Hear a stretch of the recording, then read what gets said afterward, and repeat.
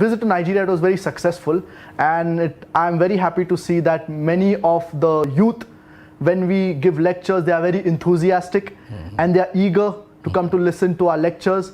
It is very happy when you see Muslims, they are eager to come to listen to our lectures, and I hope that I come to Nigeria more often in order to deliver more lectures so that the Christians and the Muslims, they can live harmoniously. And during the lectures we saw that during my father's lecture yesterday, for example, in Abuja, there were several non-Muslims who had queued up to ask questions.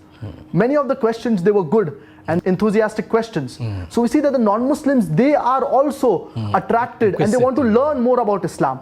That gives us happiness, because we Muslims know that Islam, it is a religion of peace, and it calls and it exhorts its followers towards peace. Right. So I hope to visit Nigeria more often and have more lectures so that the youth, inshallah, can work together and we can live in a peaceful manner. Thank you very much, Fariq Naik, for talking to us on Daily Thank you, Politics. it's a pleasure. We appreciate your coming. Thank you very much.